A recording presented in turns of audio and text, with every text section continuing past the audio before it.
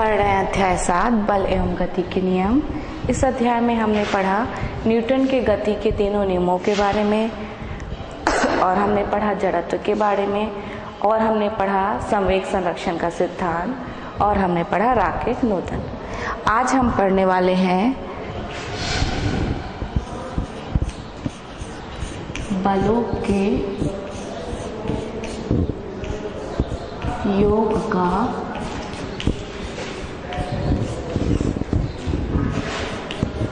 समांतर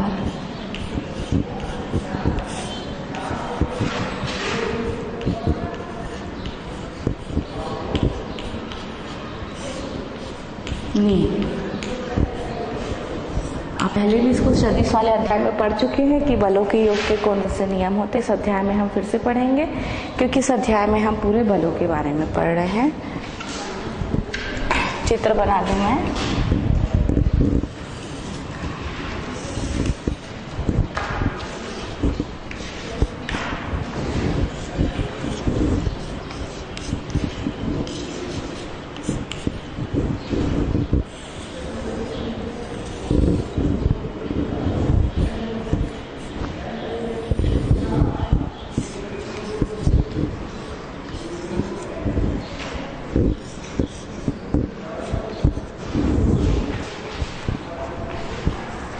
क्या होता है बलों के योग का नियम? परिभाषा।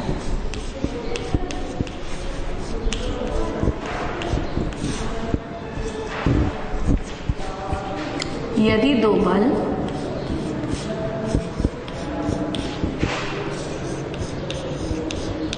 इस प्रकार हो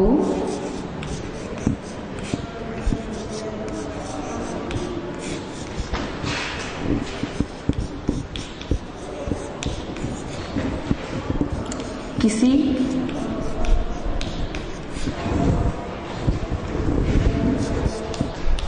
समांतर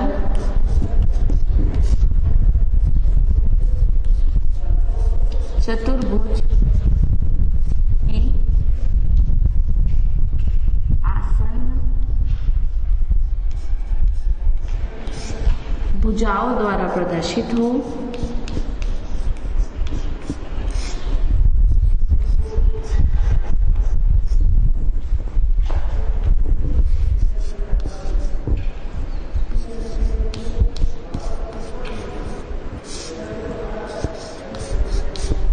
तो उनका परिणामी बल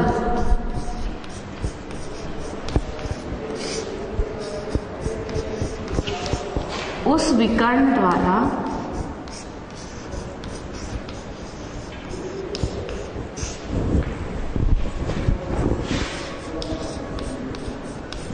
प्रदर्शित होगा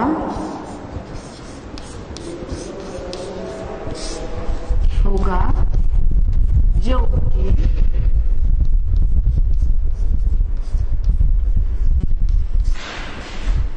कटान बिंदु से होकर जाता है।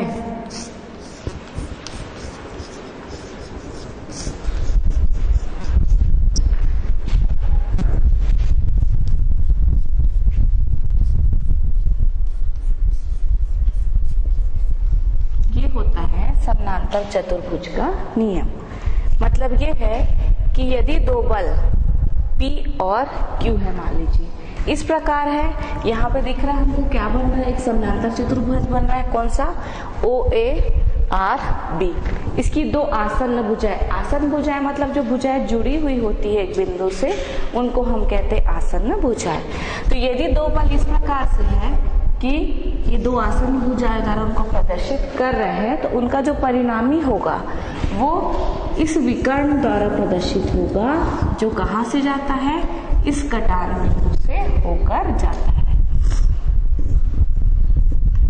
क्योंकि सदिश राशि है तो सभी के ऊपर हमने तीर का निशान लगा दिया।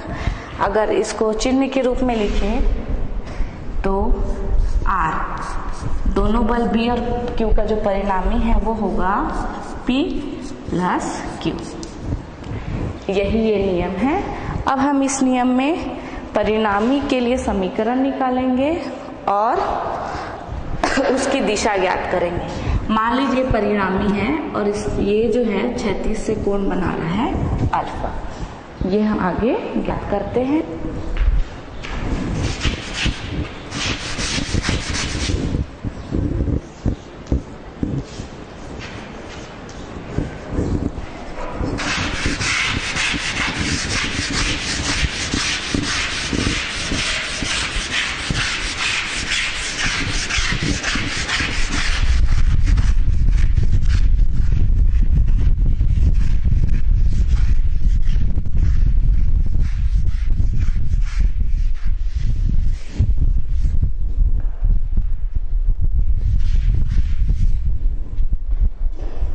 ये तो हमारे दो बल है P और Q और ये समानांतर चतुर्भुज OARB।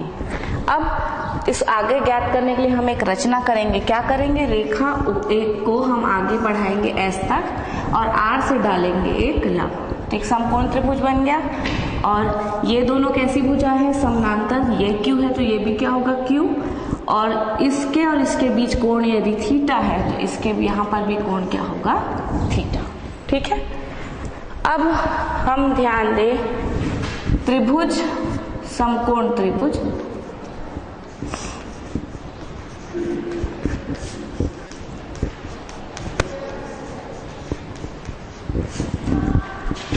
ORS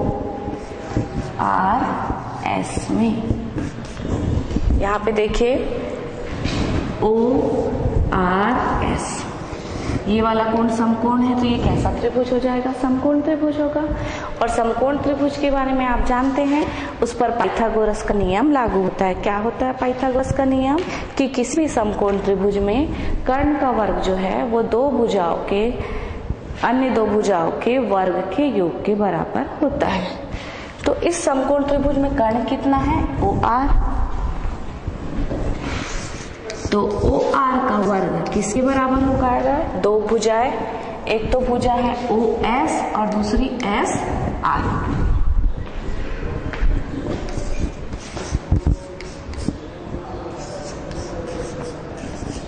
ठीक है।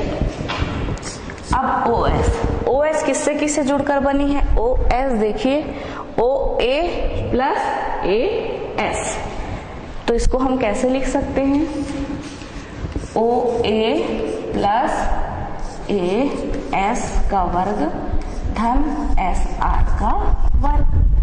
अब इसको खोलना है तो आप जानते हैं कौन सा नियम लगता है? A प्लस B का होल स्क्वायर बराबर क्या होता है? A का वर्ग धन B का वर्ग धन 2AB, है ना। गणित में आप लोग प्रयोग करते हैं, वही नियम यहाँ पर लगेगा। क्या हो जाएगा?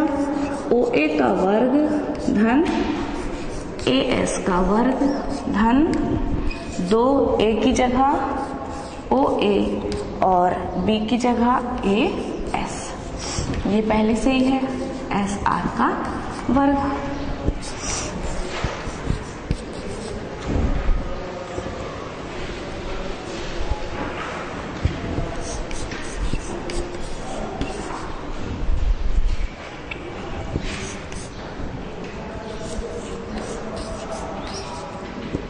इन दोनों को हम एक साथ लिखेंगे AS धन SR।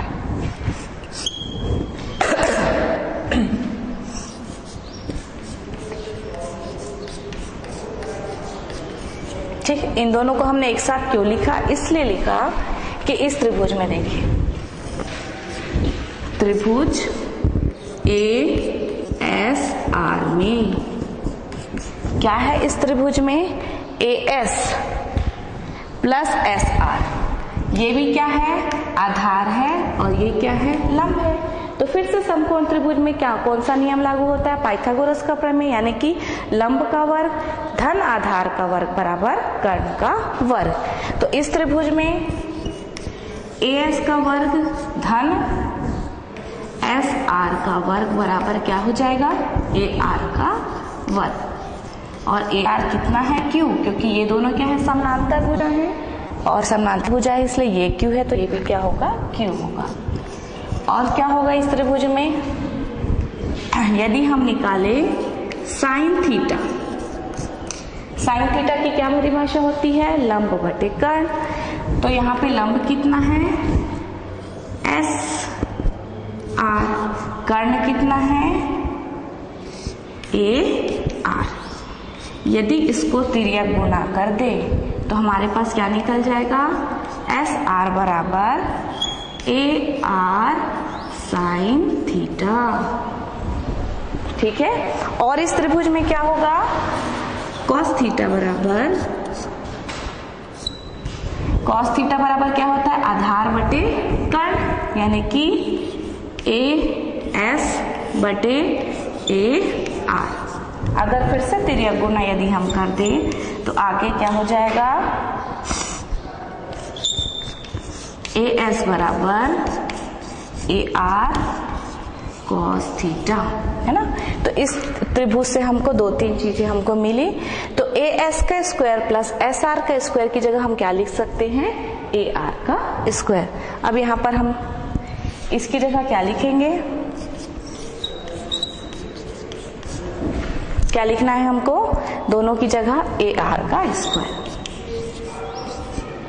धन 2OA। और ए एस की जगह क्या लिख सकते हैं? हमने निकाला है ए एस की जगह ए आर कॉस थीटा।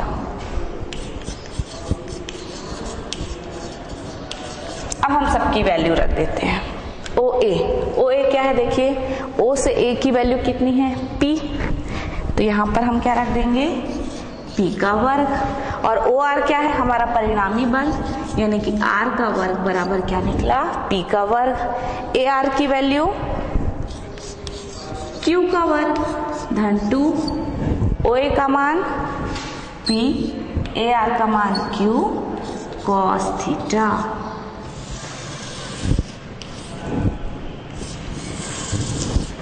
ये क्या निकला? हमारे परिणामी जो बल है आर, उसके लिए समीकरण। एक लाइन अगर यदि हम आगे और लिखते तो आर बराबर हम ले सकते हैं, वर्गमूल ले सकते हैं, वर्गमूल पी का स्क्वायर प्लस क्यू का square plus 2p Q cos theta. Equation number 1। इस समीकरण के द्वारा जो हमारा परिणामी निकला है उसको हम ज्ञात कर सकते हैं। अब ये जो परिणामी है वो क्षैतिज से कितना कोण बना रहा है? अल्फा कोण बना रहा है। तो इसका मान कैसे ज्ञात करते हैं? चलिए निकालते हैं।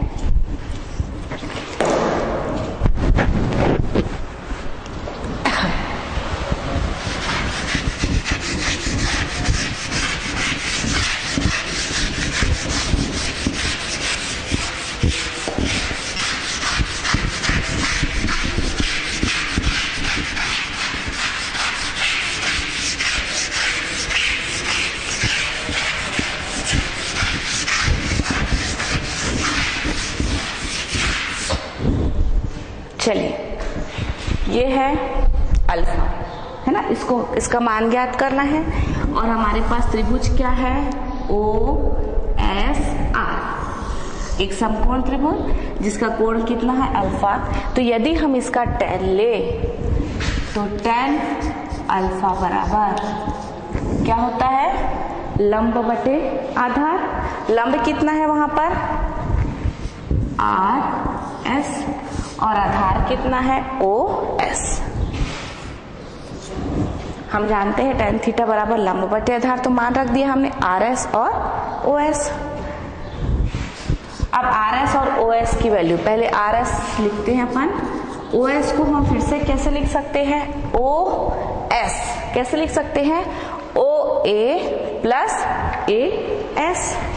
तो हम क्या लिखेंगे? ओ ए प्लस ए एस। ठीक। अब सबकी वैल्यू रख देते हैं। आर एस हमने कितना निकाला हुआ है? यहाँ पे एस आर या आर एस एक ही चीज है। कितना निकला है? A R sine theta. A R sine theta. O A की वैल्यू कितनी है? पी प्लस ए एस की वैल्यू कितनी निकली है? A R cos theta. A R cos theta. तो हमारा tan अल्फा हो जाएगा, कितना हो जाएगा? ए आर मतलब क्यू, ए आर मतलब क्यू साइन थीटा, और नीचे क्या हो जाएगा P प्लस फिर से क्या AR मतलब Q कॉस थीटा। तो ये हमारा समीकरण निकला किसके लिए, जो परिणामी है उसकी दिशा के लिए, कि वो क्षैतिज से अगर अल्फा कोण बना रहा है तो tan अल्फा हमारा निकला Q sine theta upon P plus Q cos theta. इसको भी हम यहाँ पर लिख देते हैं, या इसको ऐसे भी लिख सकते हैं, अल्फा बराबर tan inverse Q sine theta upon P plus Q cos theta. Equation number 2। इन दोनों समीकरणों की सहायता से इस नियम का जो परिणामी निकला R, उसका मान और उसकी दिशा ज्ञात की जा सकती है। अब हम अलग अलग स्थितियां देखेंगे कि किस अलग अलग कोण अलग अलग स्थितियों में कितना कितना मान आता है R का और थीटा का।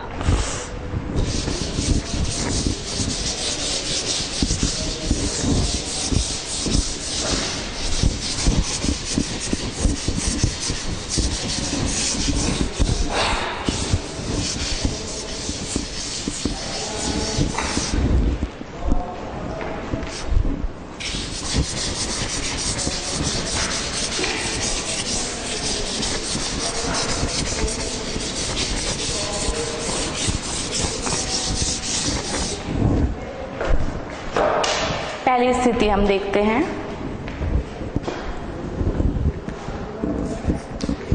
स्थिति पहले कंडीशन में हम थीटा की वैल्यू लेते हैं 0। थीटा कितना लेना है हमको 0, और क्या निकालना है R और अल्फा का मान। थीटा 0 है, इससे क्या पता चल रहा है, ये P है ये Q, ये दोनों के बीच का कोण क्या है थीटा। वो अगर 0 है, इससे क्या पता चल रहा है P और Q कैसे है, एक दूसरे के समानांतर है। इस स्थिति में हम देखते हैं कि R की क्या वैल्यू आती है और अल्फा कितना आता है। चलिए मान रख देते हैं, R बराबर P square plus Q square, और क्या है प्लस 2PQ कॉस थीटा की वैल्यू क्या रखनी हमको 0। ठीक, अब cos 0 का मान कितना होता है, cos 0 का मान होता है 1। इस मान को हम इस समीकरण में रख देंगे।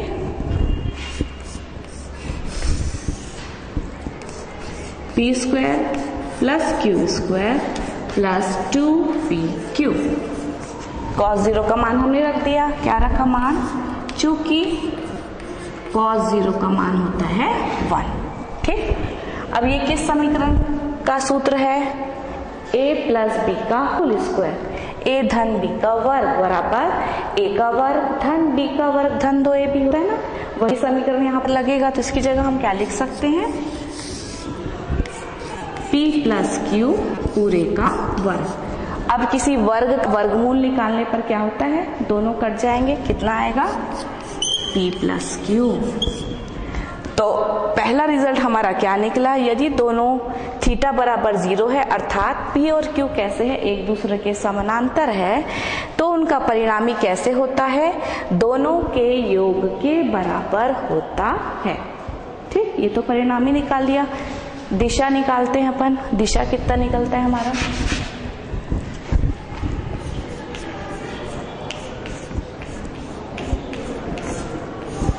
अभी हम स्थिति 1 के बारे में ही अध्ययन कर रहे हैं।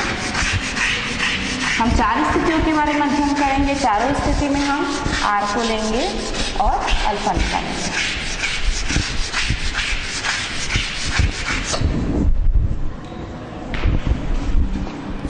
अल्फा बराबर tan inverse Q sine theta कितना लिया है हमने 0, P plus Q cos 0। Sine 0 का मान कितना होता है, साइन 0 का मान होता है 0।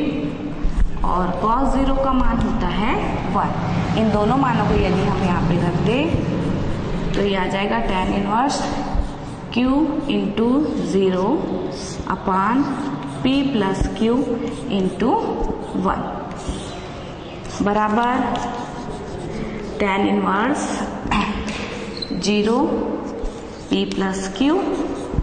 किसी को भी शून्य से गुना करने पर कितना आता है? 0 आता है।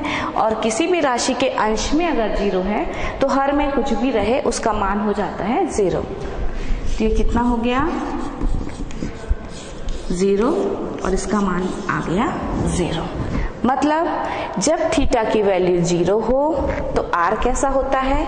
दोनों अवयवी बलों के योग के बराबर होता है और उसकी दिशा वही होती है जो उसके अवयवी बलों की दिशा होती है। ये हमारा निष्कर्ष निकला। अब हम दूसरी स्थिति देखेंगे जब थीटा का मान हो 90 अंश।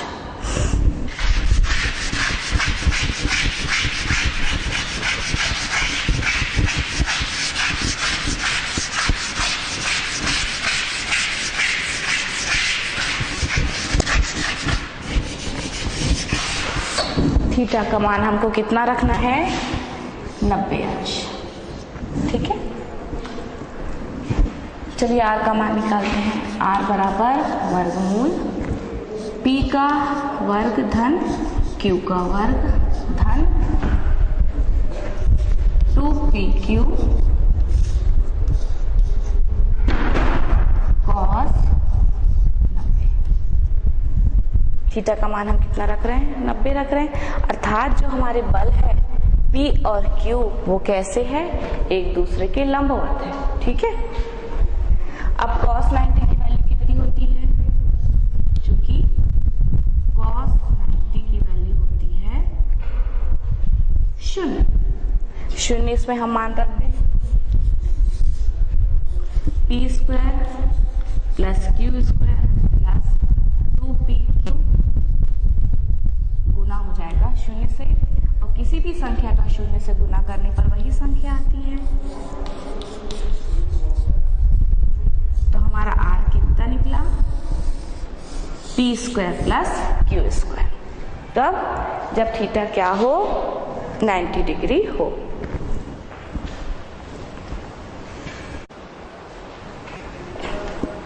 हमारा r कितना निकला? वर्गमूल p square plus q square. अब हम क्या निकालेंगे? अल्फा यानी कि कोण।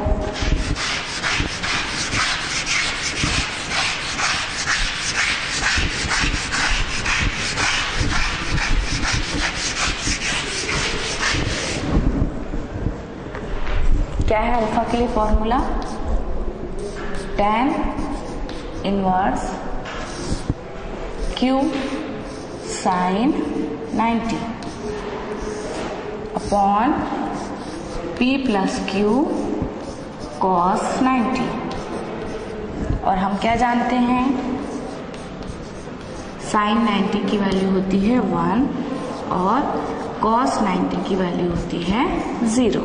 दोनों मान को यदि हम इसमें रख दें तो tan इनवर्स q, इसकी वैल्यू 1 हो गई और नीचे में क्या हो जाएगी? p प्लस q इंटू 0 या tan inverse q upon p। तो ये था हमारे लिए अल्फा का मान कब? जब थीटा की वैल्यू कितनी हो? 90 अंश हो। अब हम तीसरी स्थिति देखेंगे जब थीटा की वैल्यू हो 1।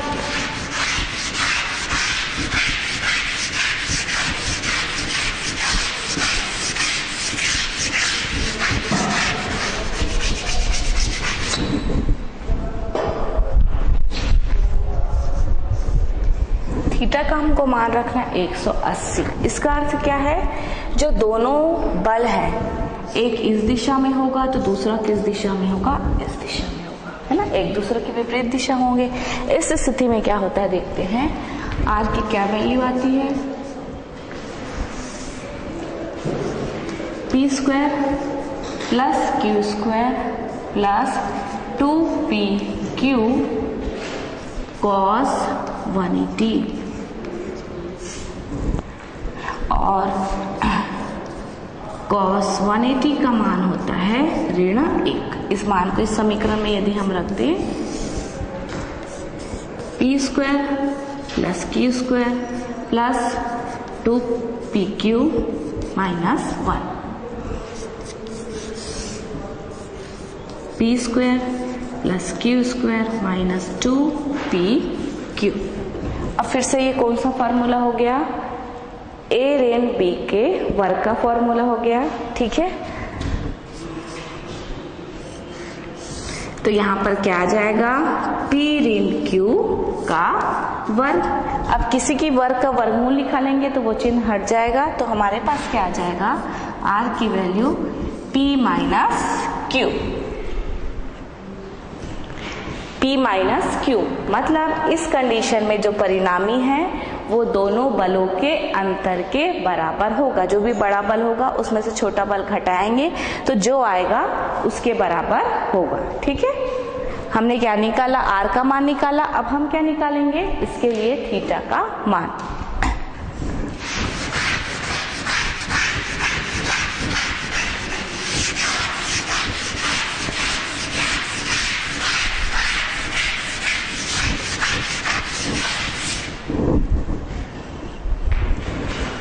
अल्फा, अल्फा बराबर tan inverse q sine 180 upon p plus q cos 180, और साइन 180 की वैल्यू होती है 0, cos 180 की वैल्यू होती है -1। इन दोनों मानों को हम समीकरण में रखेंगे तो हमारा क्या निकल गया, tan inverse q into 0 upon p plus q minus 1, या tan इनवर्स 0 बटे p माइनस q, या tan इनवर्स 0 यानी कि 0, ठीक है। तो इसमें क्या निकला, हमारा अल्फा का मान कितना निकल गया, 0 निकल गया। तो दोनों सदिशों में से जो बड़ा सदिश होगा उसी दिशा में होगी परिणामी बल की दिशा। अब हम चौथी कंडीशन हल करेंगे। हमने 3 स्थितियां देखी। सबसे पहले हमने थीटा का मान क्या लिया था, 0। उसके बाद क्या लिया था हमने, थीटा का मान 90 अंश। उसके बाद हमने लिया थीटा का मान 180।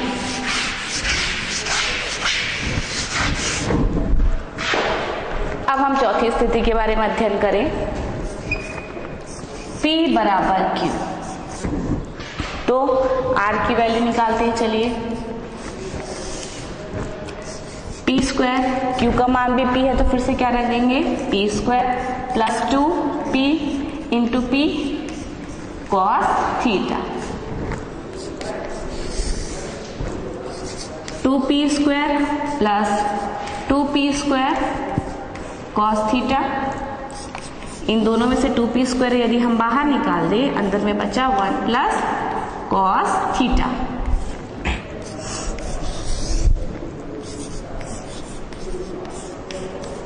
अब कॉस थीटा का मान क्या रख सकते हैं, 2 cos square theta upon 2 minus 1, क्योंकि हम जानते हैं कॉस 2 थीटा बराबर होता है 2 कॉस स्क्वायर थीटा माइनस 1। तो यहाँ 2 थीटा की जगह क्या है, थीटा है, तो थीटा की जगह हमने क्या रख दिया, थीटा अपॉन 2 रख दिया।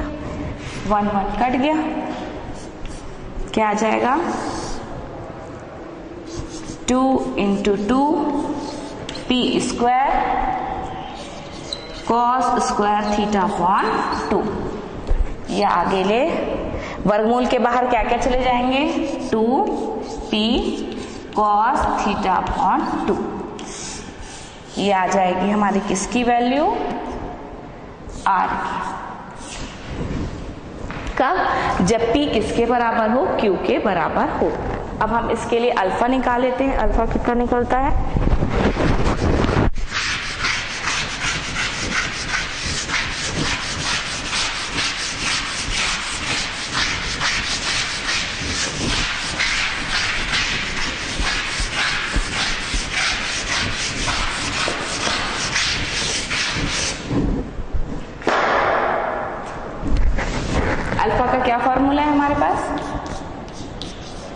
tan इनवर्स Q, Q की जगह हम क्या रखेंगे,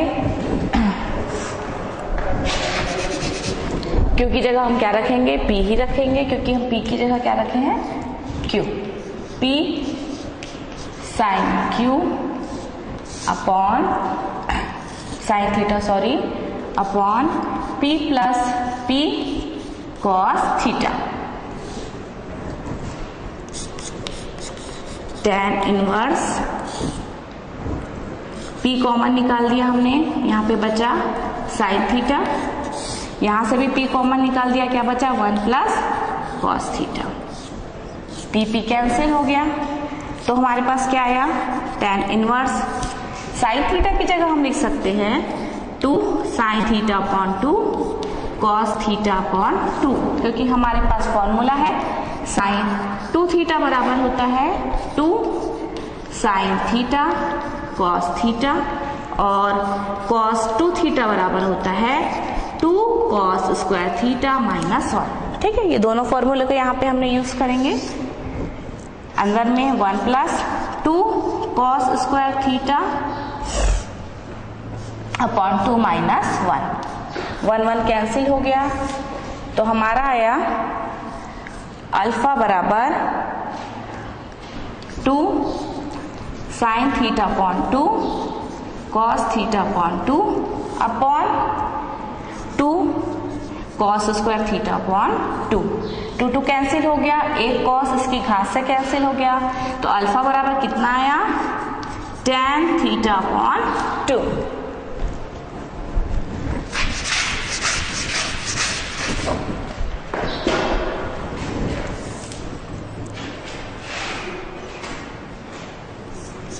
tan अल्फा बराबर tan theta upon 2 means alpha बराबर आया थीटा अपॉन 2।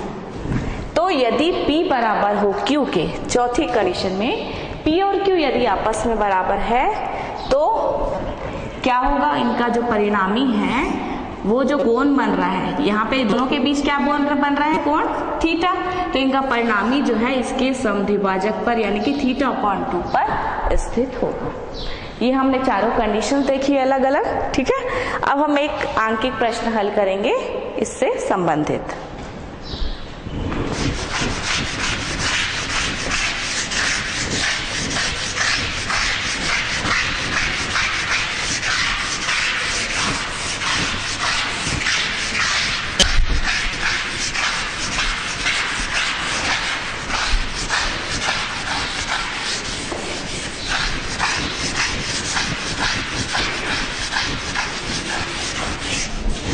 प्रश्न लिख लेते हैं हम।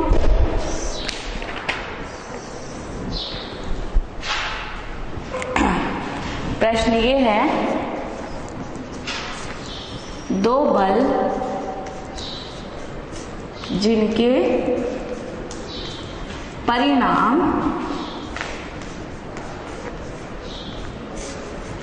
पांच न्यूटन और 3 न्यूटन है एवं उनके बीच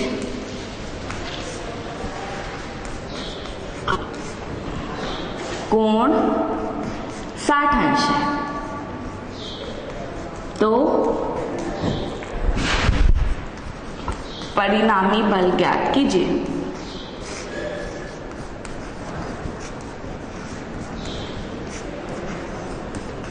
ये है हमारा प्रश्न, इसको हमको हल करना है। सबसे पहले हम हल करते हैं तो क्या लिखते हैं, क्या क्या चीजें हमको दी हुई है, हमको क्या क्या चीजें दी हुई है। दिया गया है P का मान मिल गया हमको कितना, 5 न्यूटन, Q का मान मिल गया हमको कितना, 3 न्यूटन, और थीटा कितना मिल गया हमको, 60 अंश। और हमको क्या ज्ञात करना है,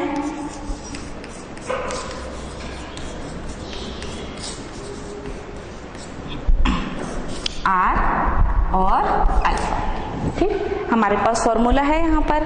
ठीक है, सबसे पहले हम R निकालते हैं। P का वर्ग, P की जगह क्या है, 5 न्यूटन, यानी 5 का वर्ग धन Q, 3 का वर्ग धन 2 गुणित p मतलब 5, q मतलब 3 गुणित cos 60 अंश। पचम 25, 3 तिया 9, 5 दूनी 10, 10 तिया 30, cos 60। cos 60 डिग्री का कितना मान होता है? cos 60 डिग्री का मान होता है 1/2। मान रख देते हैं अपन।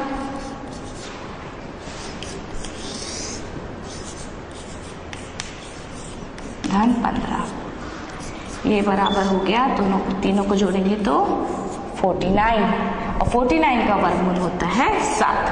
तो हमारा R की वैल्यू कितनी निकली? 7 न्यूटन। न्यूटन क्यों? क्योंकि बल की इकाई क्या होती है? न्यूटन। ठीक है, ये हमने R निकाला। अब हम क्या निकालेंगे? अल्फा।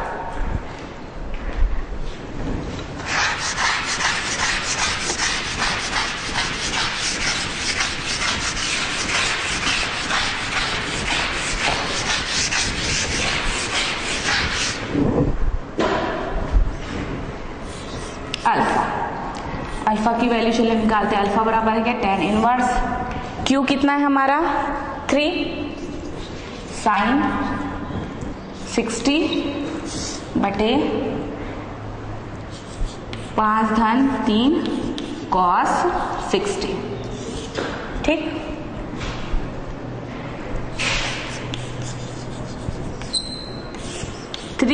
sin 60। sin 60 अंश का मान होता है वर्गमूल 3/2। इसके मान को हम रख देते हैं यहाँ पे, वर्गमूल 3/2। और 5 धन 3 cos 60 का मान होता है 1/2। सबका मान हमने रख दिया। आगे हम निकालते हैं। अल्फा बराबर, ये तो हो गया 3 वर्गमूल 3/2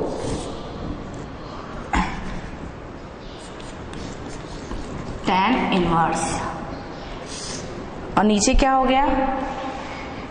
5 धन 3/2। लघुत्तम कितना निकलेगा? 2। 5 दूनी 10 धन 3, या tan इनवर्स कितना निकला हमारा? 3 वर्गमूल 3/2 गुणित 2/13। 2 2 कट गया, तो हमारा उत्तर आया tan इनवर्स बराबर 3 वर्गमूल 3/2/13। और R कितना निकला? 7 न्यूटन। और अल्फा की वैल्यू कितनी निकली? tan inverse 3√3/3। ठीक, ये था अंकित प्रश्न हमारा।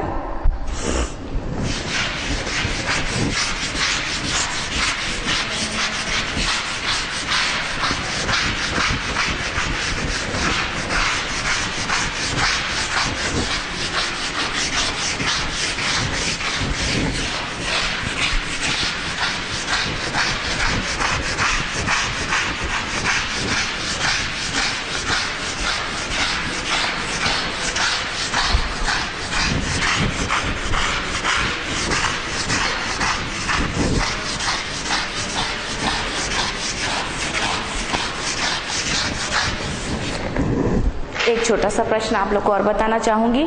कभी कभी पूछा जाता है प्रश्न कि क्या कारण है कि रोलर को धकेलने के बजाय खींचना आसान होता है? क्या पूछा जाता है प्रश्न? रोलर को धकेलने के बजाय खींचना आसान होता है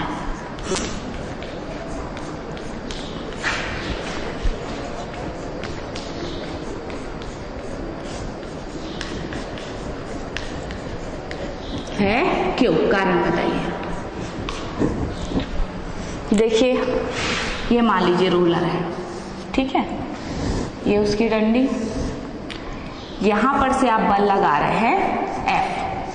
इस बल को हम 2 घटकों में बांट सकते हैं। क्षैतिज घटक F cos थीटा और ऊर्ध्वाधर घटक F sin थीटा। ये कब है? जब बल रोलर को क्या कर रहे हैं हम लोग? धकेल रहे हैं। खींचने का कैसा चित्र बनेगा? देखिए, ये रोलर है, इसको आप खींच रहे हैं, यहाँ से बल किस दिशा में लगेगा? ऊपर की दिशा में। तो इसको 2 घटक क्या हो जाएंगे? एफ कॉस थीटा और ऊर्ध्वाधर घटक क्या हो जाएगा एफ साइन थीटा। दोनों चित्रों पर विचार कीजिए थोड़ा सा। जब हम ढकेल रहे हैं, रोलर मतलब जैसे आजकल जो बैग आते हैं, ट्रॉली बैग है ना, कोई भी चक्के वाली चीज, उसमें भी आप इस चीज को महसूस किए होंगे कि इनको ढकेलने की बजाय हम खींचे तो ज्यादा अच्छा रहता है। क्या होता है, बल लग रहा है नीचे की ओर जब हम ढकेल रहे हैं, तो इसको दो घटकों में बच गया एफ कॉस थीटा और एफ साइन थीटा। यहाँ पर ऊर्ध्वाधर घटक किस ओर लग रहा है, नीचे की ओर, और रोलर का वजन भी किस ओर लगेगा, नीचे की ओर। तो दोनों मिलकर क्या करते हैं, रोलर को और ज्यादा भारी बना देते हैं, और क्षैतिज घटक की वजह से रोलर क्या होता है, आगे बढ़ता है। और जब हम खींचते हैं, ऐसे खींचते हैं, तो क्या होता है, ऊर्ध्वाधर घटक जो है वो ऊपर की दिशा में लगता है और रोलर का भाग किस दिशा में, नीचे की ओर। तो ये जो ऊर्ध्वाधर घटक है उसके भार को ऊपर की दिशा में, चूंकि विपरीत दिशा में लगता है, थोड़ा सा कम कर देता है, और क्षैतिज घटक क्या करता है, रोलर को आगे बढ़ाता है। तो उसको धकेलने पर ये घटक नीचे लगता है, इसलिए और भारी बन जाता है, और जब हम उसको खींचते हैं तो चूंकि ये वाला घटक ऊपर की ओर लगता है, इसलिए वो हल्का हो जाता है। इसलिए उसको धकेलने की बजाय खींचना आसान होता है। ठीक है, आज हमने क्या क्या पढ़ा, बलों के योग के समानांतर चतुर्भुज का नियम हमने देखा, उसकी अलग अलग स्थितियां हमने देखी, और ये वाला प्रश्न हमने देखा। और ये जो अध्याय हम पढ़ रहे थे, बल एवं गति के नियम, ये आज समाप्त होता है। अगली कक्षा में हम नए अध्याय के साथ मिलेंगे। धन्यवाद।